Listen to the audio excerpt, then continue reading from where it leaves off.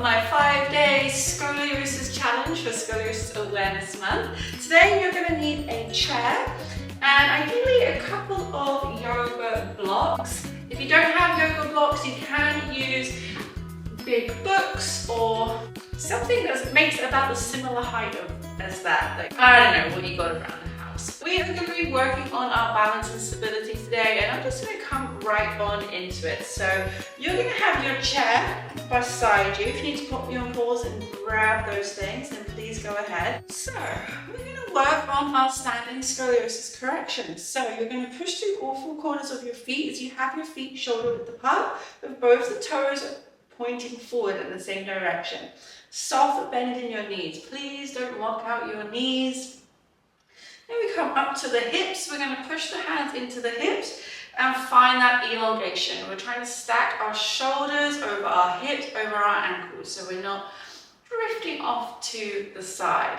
Squeezing your tummy muscles so you don't flare through your ribs. You can take one hand to the chair, holding yourself as elongated as possible.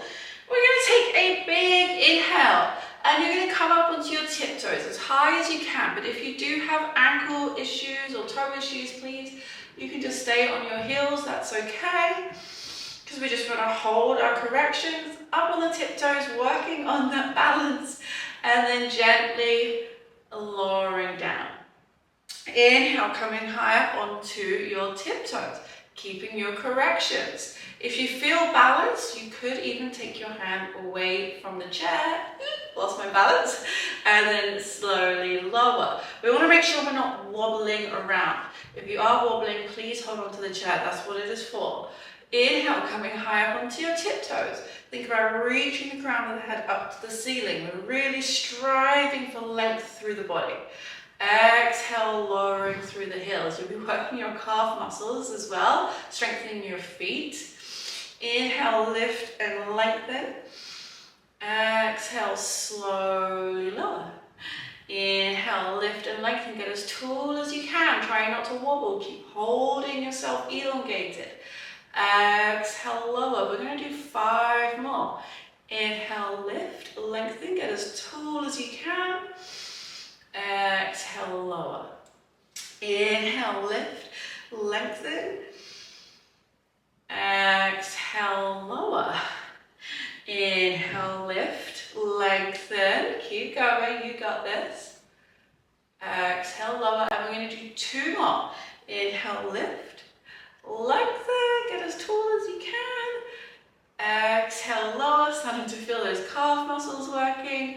1 more time. Inhale, lift, maybe staying up nice and tall. Squeeze the back of your legs, holding your balance, your stability. And then exhale, lower. Well done. You can shake out your ankles, your calves.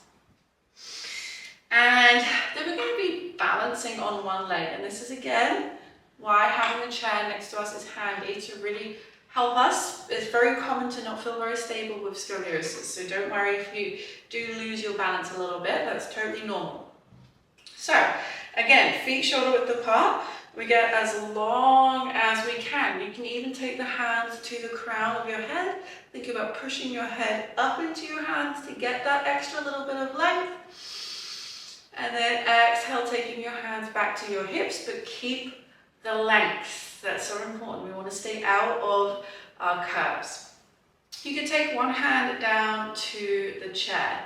Then, grounding through your left foot, so bringing weight into your left foot, we're going to lift the right foot off the ground.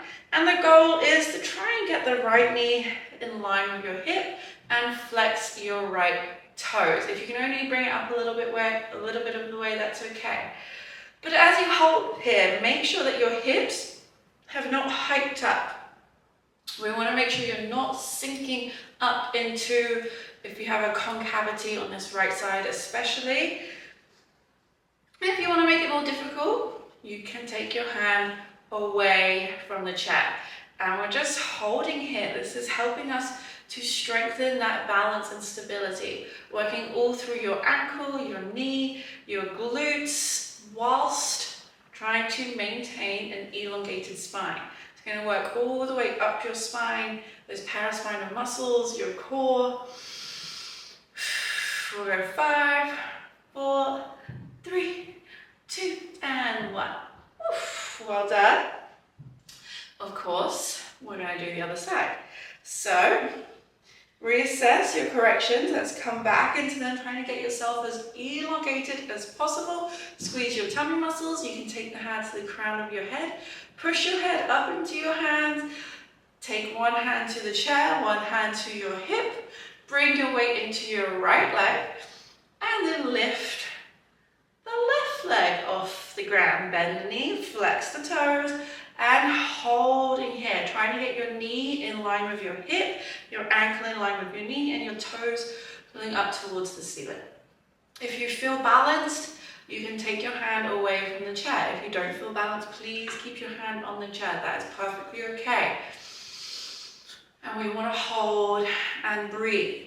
You want to make sure that you're keeping yourself corrected, that you're not hiking your hip up, that you're not shifting your hip to the side or sinking into a curve. We really want to stay out of our scoliosis as we're doing these strengthening exercises. Of course, we'll never be 100% out of our curves, but just as much as you can. Almost there. We'll hold 5, 4, 3, 2, and 1. Oof. Good.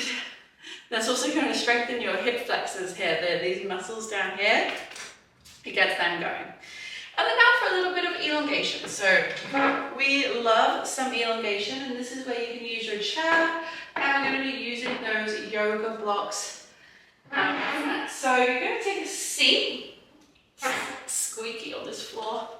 Oh, sorry. Take a seat at the edge of your chair.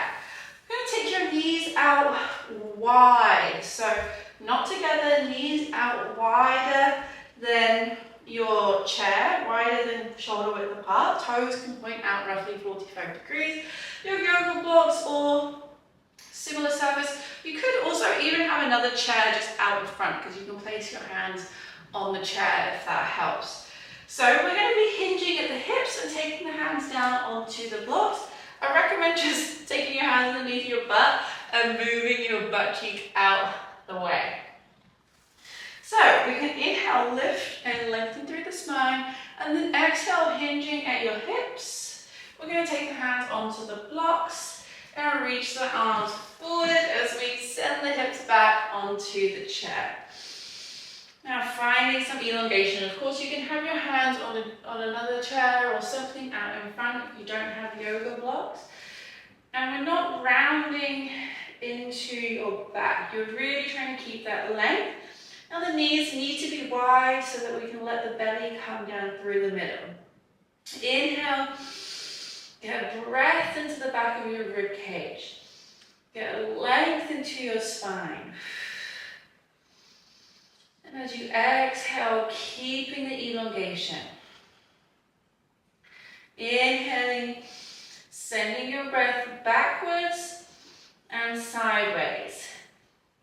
Exhaling, keeping that elongation. Inhaling, sending your breath backwards and sideways. Exhaling, keeping the elongation. If you feel like you can get a little bit more depth, you can always reach your arms forward a little bit more. My arms here are straight, apart from a soft bend in the elbows, so don't hyperextend your elbows. Keep your neck nice and long as well, and we get 3 more breaths here. We're working on elongation, on getting space between the discs and the vertebrae, trying to lengthen out your curve. And get breath back into your concavities. 1 more big inhale. And then exhale. You can gently bring yourself back up. Yay! Well done. I will finish here, but I recommend maybe watch this video again, go through this again, get 2 rounds, even 3 rounds, and that'd be a really good way to get your corrections in for today. Well, well done for even watching this video today and joining me for this challenge and doing something good for your scoliosis. And I will see you in tomorrow's video.